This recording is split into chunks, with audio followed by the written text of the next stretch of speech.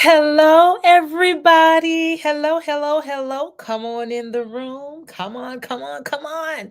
In the room, I'll give you a couple of seconds. Well, as you know, this is Childhood Obesity Month. I am your teacher for these particular series, Zandra Wilson. I'm the health and wellness instructor and director for Calvary Baptist Church of Hawthorne. I'm so excited to be here teaching these classes and bringing you just a little bit of knowledge, just a little bit. I don't know a whole lot, but just a little bit that I know. I get a lot of joy in sharing it with you. So come on in the room, everybody, so we can get started. I'm so excited that you decided to join me and learn a little bit more about childhood obesity, since September is just that. We've also covered mental health and bullying and all that kind of stuff. So if you get a chance, go back and look at the last two classes. A couple of weeks ago, we had Liel and her mom, Kiwana, on here talking about her experiences as a 14-year-old in school, dealing with bulimia and eating disorders, etc. Talked about a little bit of childhood obesity, as well as bullying and healthy eating. Last week, we kind of touched on a little bit of healthy eating, but I kind of went into a little bit about what childhood obesity, what is it? And a couple of success stories with some kids, because this particular month, we're going to talk about how kids are fighting back. And so today, I'm just going to bring it on in. We're going to really dive into healthy eating. So I really want our youth to really get into healthy eating and understanding that healthy eating does not mean the food has to be nasty. Come on now. There are some really tasty treats and food options that are really good. But first, you kind of need to know what is healthy eating and what's appropriate for your age group. So, you know me, I love to start off with a video. So, we're going to start off, I'm going to share my screen, and we're going to start off with the video to kind of talk about, go ahead, what that is. So, smile and learn. Today we're going to learn what healthy eating means. What is healthy eating? For humans and other living beings, eating is the process of taking in food. This is how we obtain the necessary nutrients to survive and carry out daily activities. If we want to grow healthy and strong and stay energized throughout the day, we should eat healthy. Healthy eating should be complete, including foods that contain all nutrients, and balanced. That is to say, our intake of every nutrient should come in the right proportions. During the digestion process, nutrients in foods are absorbed in the intestines, and from there, they are distributed all over our body through the circulatory system. Food nutrients. We could group food sources in many different ways. One way of doing that is by looking at the nutrients they provide. These nutrients are carbohydrates, also called glucides, fats, also called lipids, proteins, water, vitamins, and mineral salts. Would you like to learn more about them? yeah. Carbohydrates. Carbohydrates are nutrients that provide our body with energy so we can exercise or play. But not all carbohydrates are healthy. Bread, rice, or pasta are healthy high-carb foods. There are high-carb foods, also called foods high in glucides, that are not good for our health. An example would be sweets like pastries or candy. Eating fruit is a healthy way to include glucides or carbohydrates in your diet. Besides, fruits provide us with vitamins too. Fats. Fats are nutrients that provide us with energy and help with vitamin absorption. That's why they are essential for our body.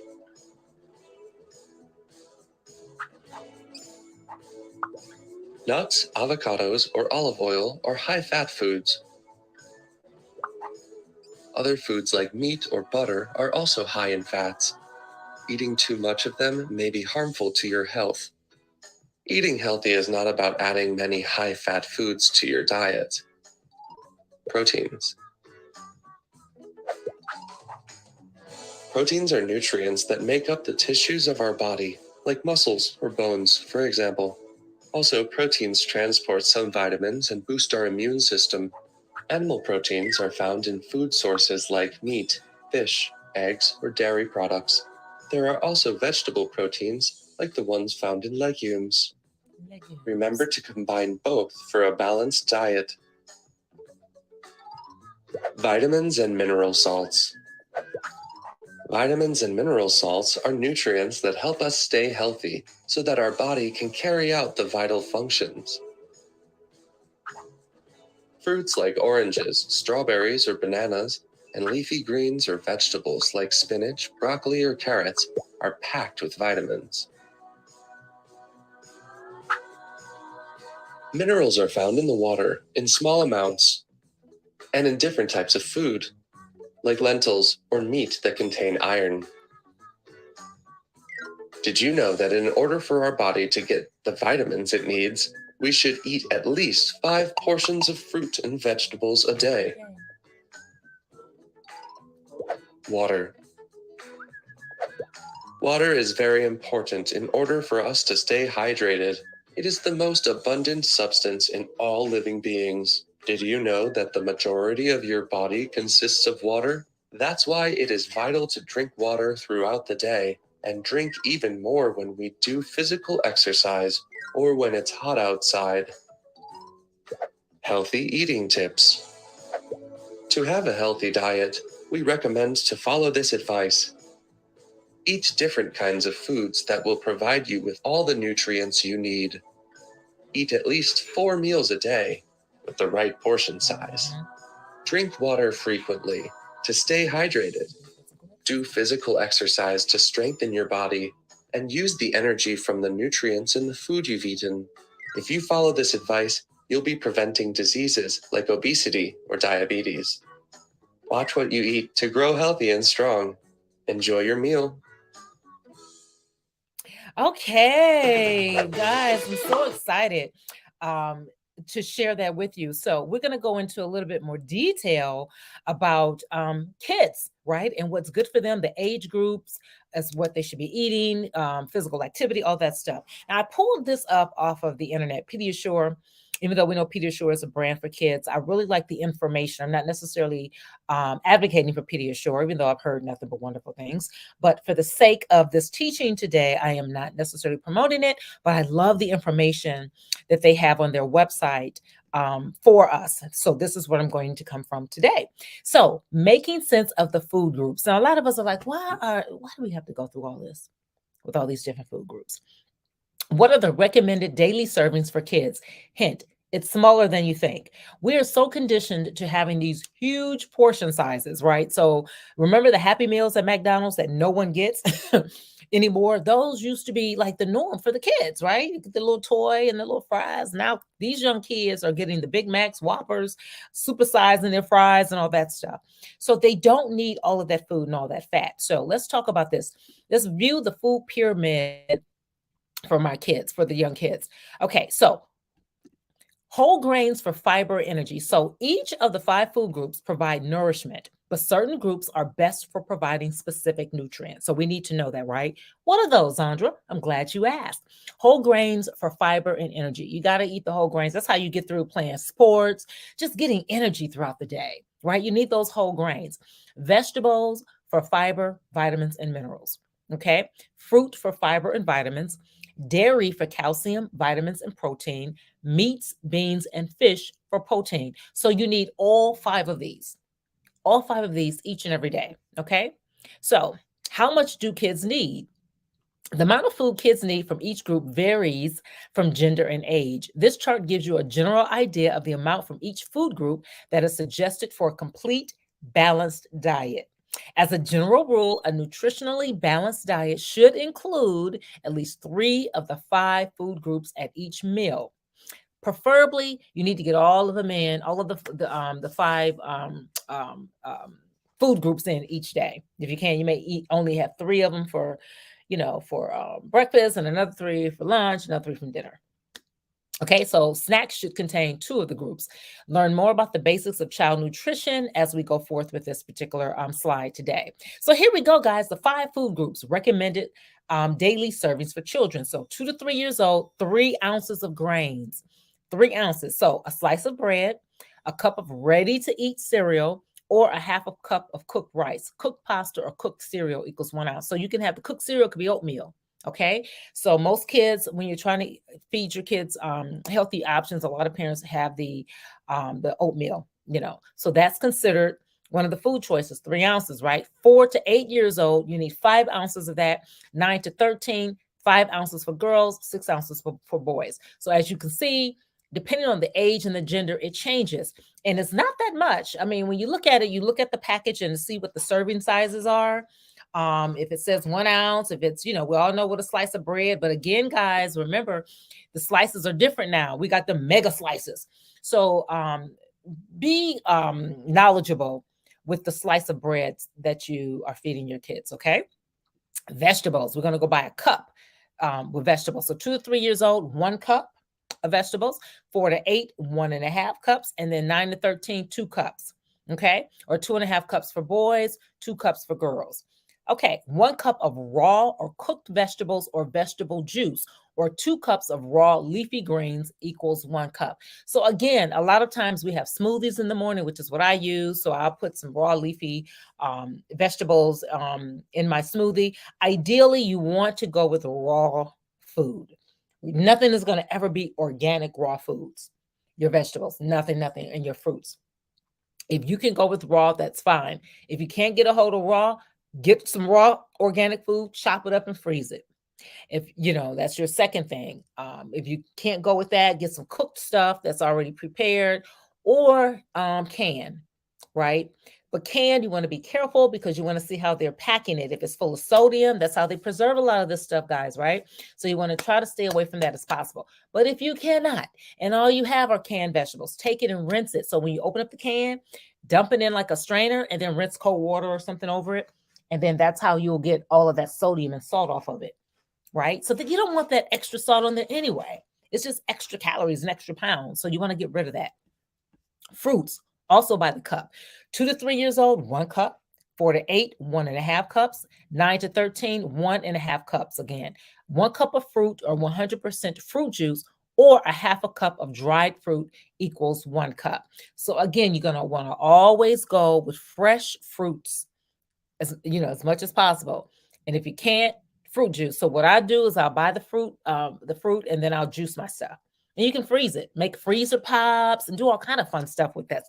Put some seltzer water in there, cut up some fresh fruit. I mean, there's so much you can do, and it tastes really good.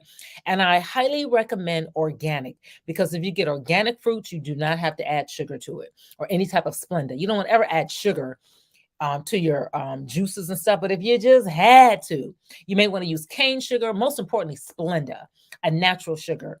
Not Splenda, I'm sorry, but stevia. Stevia. So stevia is a natural sweetener. So you want to kind of use natural sweeteners instead of the processed stuff, right? But I'm telling you, it is so good. Milk and dairy, a cup again. So we're going by cups. So 2 to 3 years, 2 cups of some type of dairy. 4 to 8, 2.5 cups. And then 9 to 13, 3 cups. So that's milk every single day. Now, a lot of us that are lactose intolerant, like myself, I drink almond milk. But you can switch that up with low-fat milk, yogurts, all kinds of wonderful stuff that will substitute the dairy. So let's talk about it. A cup of milk or yogurt, 1.5 ounces of natural cheese, or 2 ounces of processed cheese equals 1 cup. Again, when at all possible, you want to stick with all natural stuff like fresh fruits and vegetables, cheeses, everything organic or natural from the farm if you can get it, right? So meats and beans, we're going to talk about here, ounces. So 2 to 3 years, 2 ounces. 4 to 8 years, 4 ounces. And 9 to 13, 5 ounces. Now, what does that mean, Zandra? 1 ounce of meat or poultry or fish, or 1/4 cup cooked dry beans, 1 egg, 1 tablespoon of peanut butter, or a half an ounce of nuts or seeds equals 1 ounce. You see how small it is compared to what we're used to eating? And a lot of times we don't measure any of that stuff. And I'm telling you, if you can get into measuring your foods, and just eating when you're hungry. You can even start off by just eating the foods that you like, but just measuring it. We think that's crazy to measure our food, but you will find out once you're measuring how much we overeat, how much foods we overeat each day. We're just eating. If you just dump a bag of chips on your plate, you're just going to be eating till they're all gone. Instead of just measuring it out as to so many chips on your plate, and then you're full. If you just try that, that'll help you lose a ton of weight just by default, right? And then when you start substituting stuff out, like fruit juices, and get rid of the sodas. If you can get rid of those sodas, oh my gosh, and even go to fruit juices, you're still better off, right? So these are some of the things. And again, you want to try to incorporate at least 3 of the 5 food groups at each meal. So again, you want, breakfast, you may have some oatmeal, 1 cup of cooked cereal, you know, fruit, obviously, for breakfast. So that'll be your second thing. And you can actually have 2 servings of fruit. That will, wrap up 3 of them right there. And then milk. So usually for breakfast, you usually have the milk, the fruits, and the cereal, right? Lunch would be definitely your protein. You can have a sandwich of some sort. Let's say you have some fish, veggies, and maybe a cup of milk or some yogurt or fruit juice. And then dinner, of course, meats, beans. That's 2 right there. And then veggies and fruit juice or something like that. So if you can concentrate on, for your children, at least 3 of the 5 each, and make sure the portion sizes are small, and make sure that you're eating. The other issue that we have is that a lot of times what we do is we don't eat breakfast and we don't eat lunch. We're snacking. I just had a little, start adding up all those snacks that I just had a little protein bar here, and I had a piece of bread here. You add all of that up, you've had like 4 meals. Or you don't eat at all, and then dinner come, you got food from left to right. And you're eating all this food that doesn't have time to digest, process and digest through your body, and you're sleeping on it. So that's why you want to eat small portions each day and do meal prep. So at the beginning of the week, Sunday, get up and just, after church and after you praise the Lord and after football or whatever, take some time and just prep your food for the entire week. Cook all your meats up, and you can cook your beans and stuff, and then just have your vegetables at the last minute, because it doesn't take long to cook veggies. So you can have your Instapot or whatever, a couple of minutes, boil or steam your veggies, and then you have a full meal. Just have it all in airtight containers. Some of that stuff you can freeze and then just take it out and put it in the oven. I'm not a big fan on microwaves, but you can pop it in the oven, and it doesn't take long, and your meals are already prepared, and they're delicious and they're healthy. Most of us just don't want to take the time to do meal prep. Okay, so that's very, very important. So additional nutritional solutions. So again, here is with Pediasure. So I'm not recommending Pediasure, but always have some form of substitute that has some nutrients in it each day. Some people use Pediasure for their kids, Ensure. I say make your own. Just use your vanilla, your almond milk, add some nuts in there if you want, some cocoa powder or some vanilla powder, and just make it delicious however you want. That could be your drink throughout the day. So you want to kind of have some ready to go type stuff as well. Okay, so that's the one thing. Let's go back. Okay, so what every parent should know about nutrients. Most kids ages 4 to 18 don't get enough calcium. See what other key nutrients your child may be missing. So let's talk about that. Okay, vitamin D. Now, what is vitamin D? Vitamin D is a unique nutrient because it can be obtained from food, but the body can also make a vitamin D in the skin with the help of sun exposure. So for a lot of you guys who don't drink milk, a lot of Black people, because we're lactose intolerant, we don't drink a lot of whole milk. Make sure you get out into the sun, okay? Get out into the sun, even during winter months, just to feel them rays on you. Now, don't stay out there all day, of course, but just get out and get some sun exposure. During winter months, production of vitamin D in the body can be lower due to less sunshine and less time spent outside. But you can definitely get vitamin D just by going outside. What are its key functions? And then some people say, how long do I stay outside? I usually recommend 20 minutes to a half hour, and just enjoying the sunlight. And when you're out there for hours upon hours, and that's when you can get into skin cancer and all that kind of stuff. What are its key? Oh, and also wear some type of moisturizer on your face. Vitamin D is essential for promoting calcium absorption in the digestive system and maintaining adequate blood levels of calcium and phosphorus, which allows for normal bone mineralization. Without sufficient vitamin D, bones can become thin, brittle, or misshapen. I'm sorry, I need the glasses. Also, vitamin D is a fat soluble can't talk today. Also, vitamin D is a fat soluble vitamin that helps to activate immune cells and properly regulate their function in the body. See how important vitamin D is? What are some good sources? I'm glad you asked.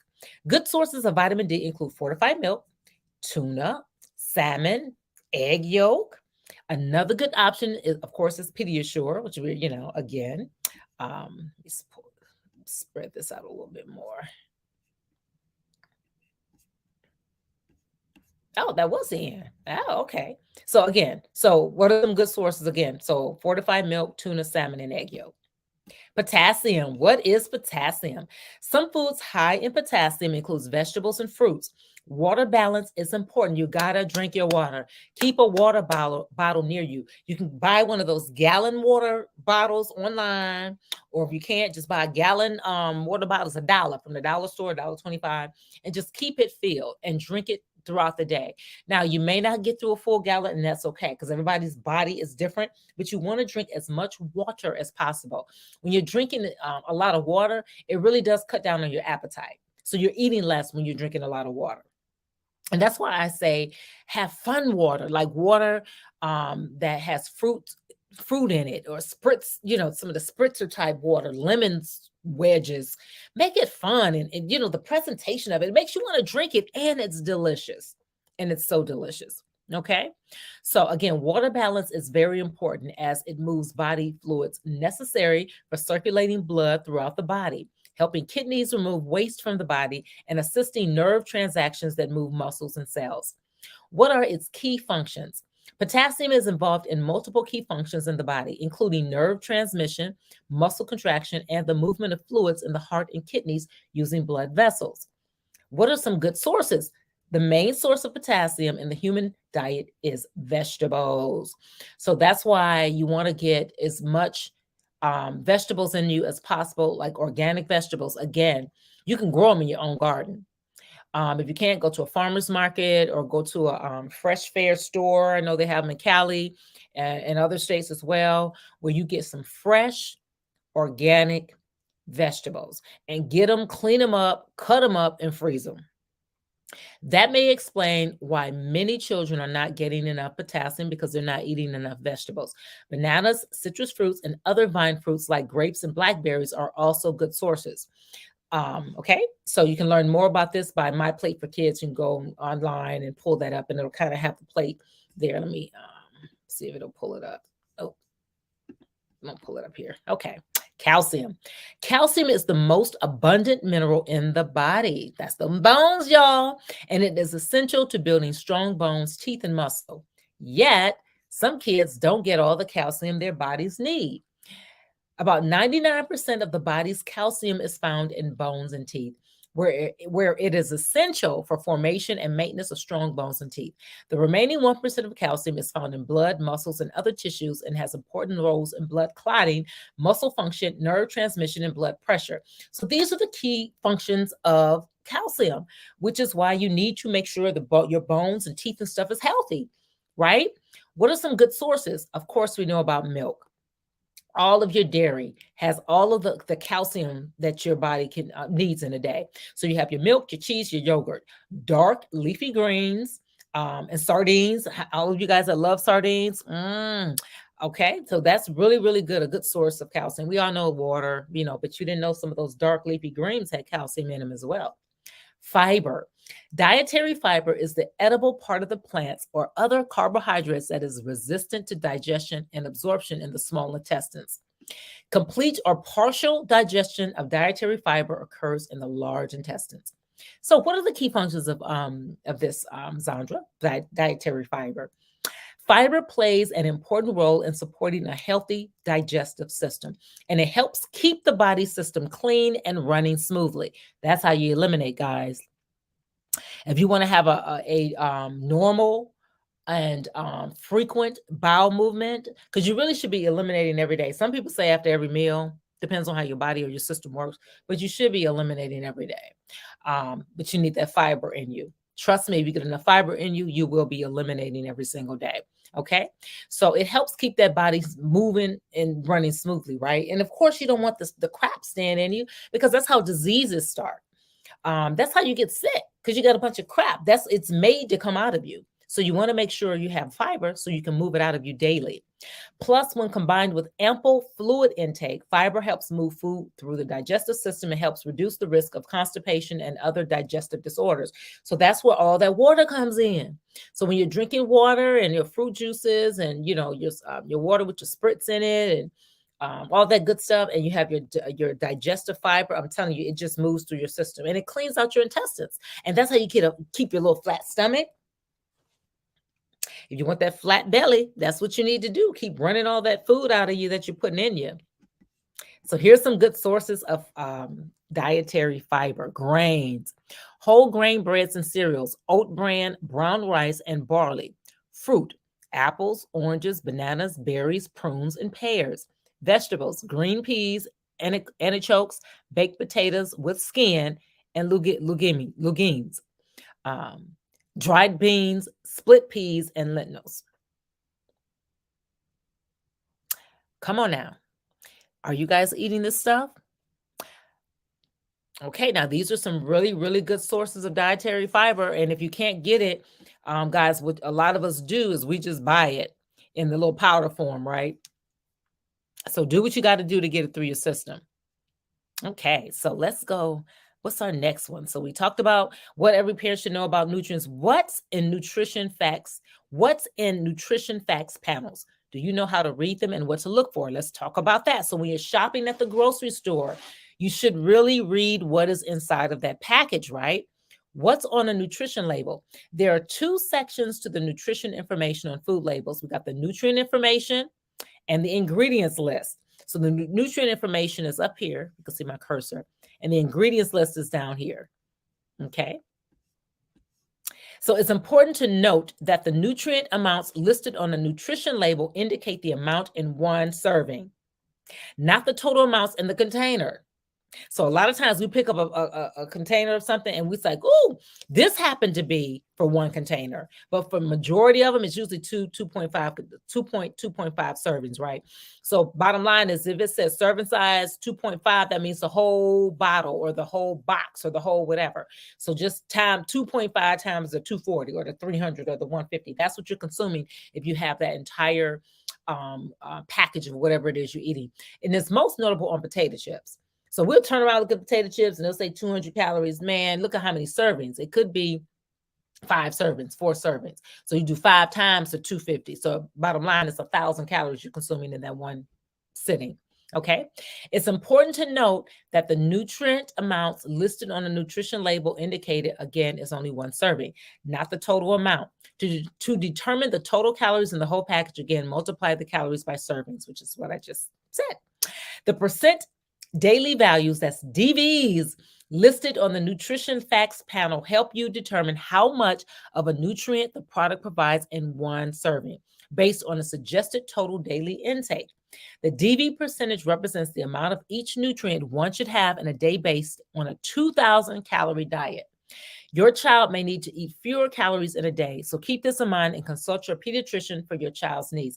This is important because a lot of our athletes, they take in way more than 2,000. Swimmers, I think I heard like Mike, I forget the name of the swimmer, Michael Phelps, I believe. I think he was taking in somewhere like 8,000 calories a day because of the amount of activity that he was doing. So you want to make sure you keep that in mind. If you're sedentary and you're not doing anything, you definitely should be down with the lower amount of calories per day. Okay. Serving. The serving size, it tells you the number of ounces, grams, or milliliters in each serving and the number of servings per container. So your servings is up here. Calories shows you the number of calories in one serving and how many of those calories come from fat. So here's the calories, and then here's how it's broken down here. So total fat is 9 grams. 12% of the fat calories come from fat. So you need to kind of know that when you're putting your healthy eating plan together. Highlighted nutrients provides the amount of the nutrient in each serving, which includes fat, cholesterol, sodium, carbohydrates, fiber, sugar, and protein. Existing percent DVs can be found in the right of the nutrients in this section. So all this. So you got your vitamins and minerals, shows what percentage of the recommended daily value of vitamins and minerals are in each serving. So all of this is daily based on a 2,000 calorie diet. Keep that in mind. All of this is based on a 2,000 calorie diet. When you're putting your plan together, just keep that in mind. Daily values explains the percentage of recommended daily values each nutrient provides. And we know about the ingredients list. It just tells us everything that's in it. Now, also keep in mind, guys, that if you have some green beans and it has like 50 different ingredients, that's the first red flag. It should just be green beans. Some of them will have green beans, water, and some salt, a lot of salt to preserve it. So that's why when you open that can up, rinse it off. And I keep forgetting to do that most times, but rinse it off and then just put water in and then put your own herbs and seasonings. Okay. All right. We're getting through this. Nutrition can affect a lot more than energy levels. Learn how nutrition impacts children's health. Let's talk about that. Nutrition is an important part of a child's development. Most parents understand the importance of good nutrition to help children grow and develop physically, but emerging science has shown that nutrition can also impact children's health in other surprising ways. Let's talk about that. The immune system. It may surprise you to know that between 70 to 80% of your immune system is located in the digestive system. That's why that fiber is so important. A balanced diet helps fuel the immune system, right? By providing necessary nutrients so the digestive system can function properly. Ways to help. Fiber plays an important role in supporting a healthy digestive system by helping to keep the system clean and running smoothly. There are two types of fiber: soluble fiber, which absorbs water and slows digestion while feeding the good bacteria in the gut. It is found in foods such as oatmeal, nuts, beans, and some fruits and vegetables. And insoluble fiber helps stool pass quickly through the digestive tract by adding bulk or roughage found in whole grains and vegetables. These two types of fibers work together in the digestive tract to support immune health. It's so important. Okay. Behavior. It happens to everyone once in a while. You missed breakfast or skipped lunch, and in a few hours, you are feeling it, right? You may be distracted by hunger, unable to concentrate, or even feel grouchy. Kids experience the same symptoms from skipping meals, and it can affect their behavior. In fact, school breakfast programs have been proven to have a positive impact on classroom performance and behavior, particularly for kids who are not getting the nutrition they need. Certain children that are significantly below normal height and weight may experience failure to thrive. That's a condition with common symptoms, including delayed mental and social, as well as physical skills. So that's why breakfast is so important. In a study of school-aged kids, more than 2/3 of kids who were food insecure experienced a decrease in emotional and behavioral problems after 6 months of a school breakfast program.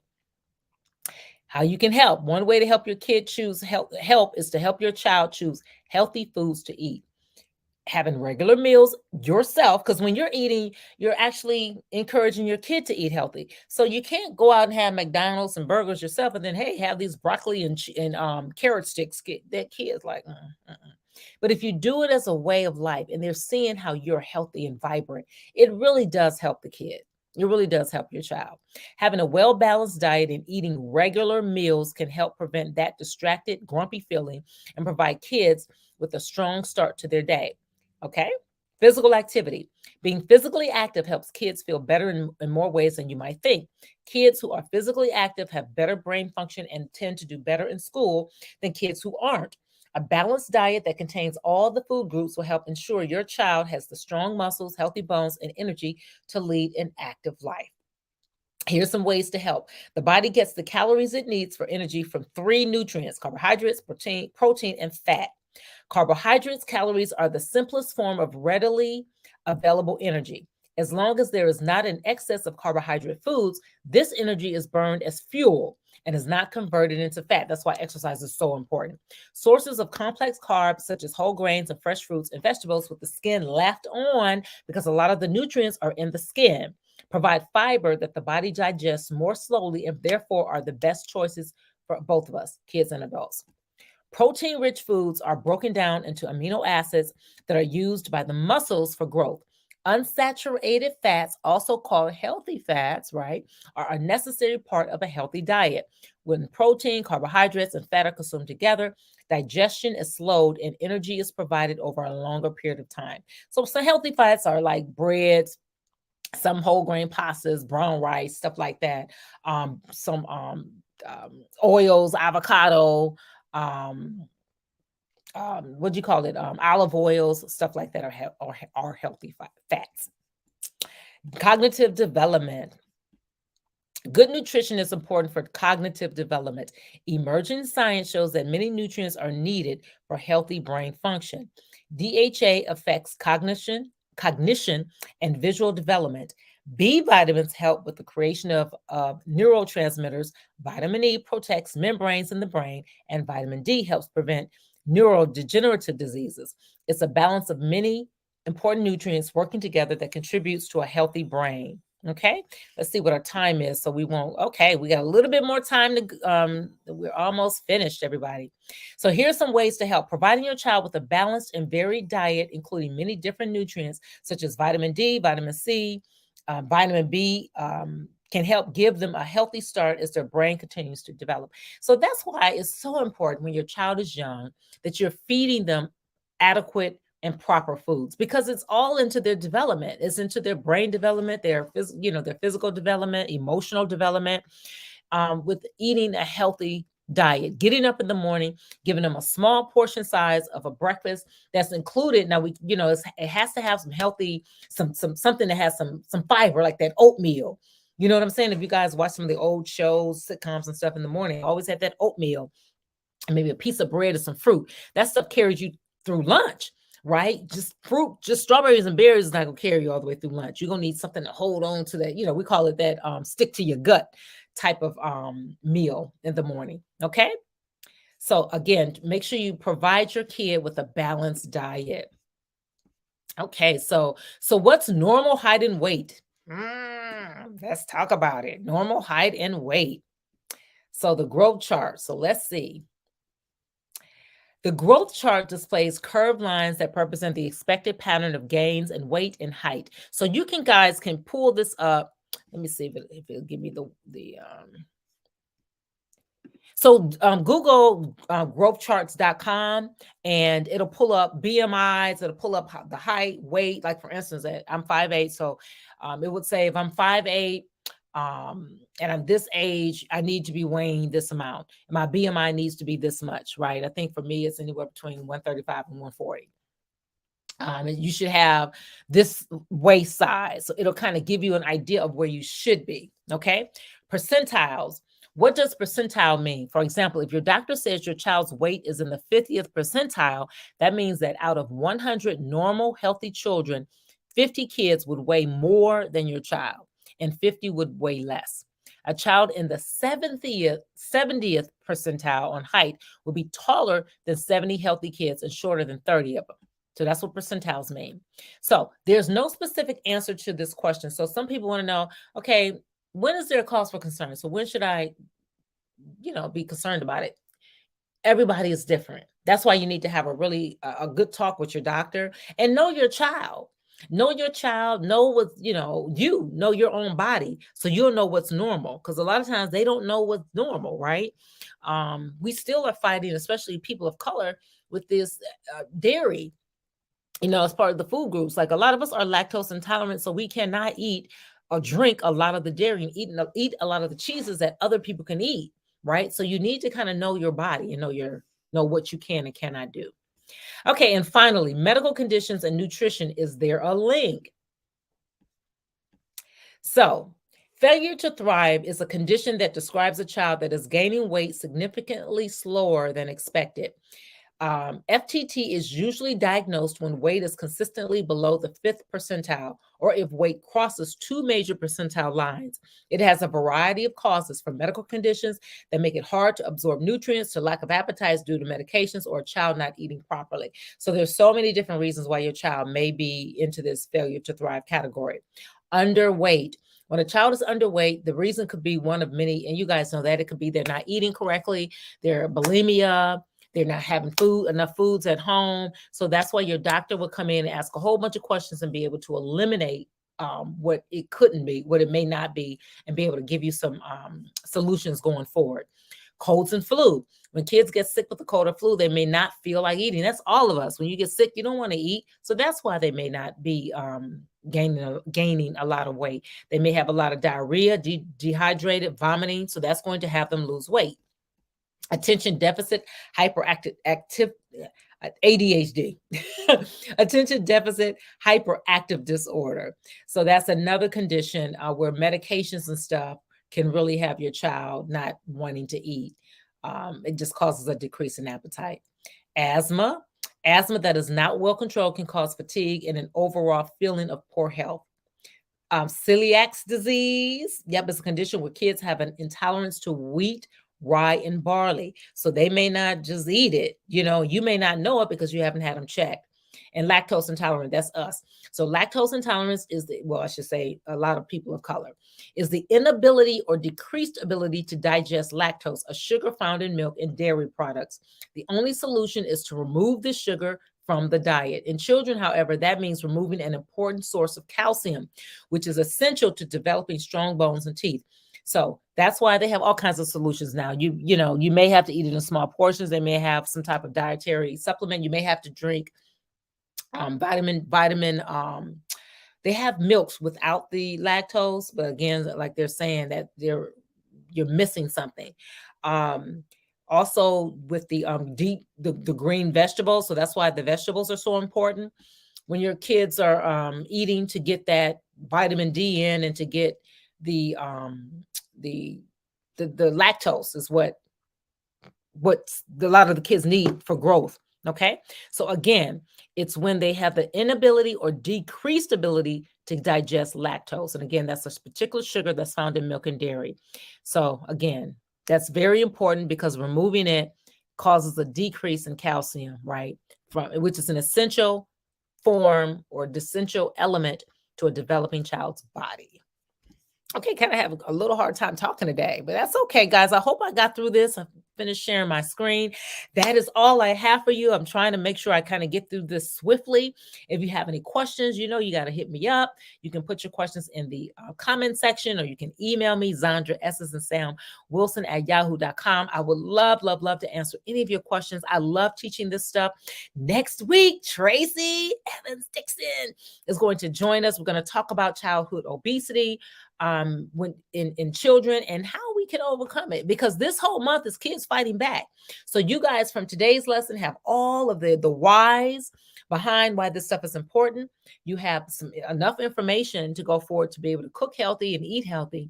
Next week, we're going to talk to someone who actually had to battle childhood obesity. Okay, I'm so glad you decided to join me. So again, I'm Zandra Wilson. I'm the Health and Wellness Director for Calvary Baptist Church of Hawthorne. It was such a pleasure to teach this class with you today. Until next time, I will see you on October the 3rd. Okay, bye-bye.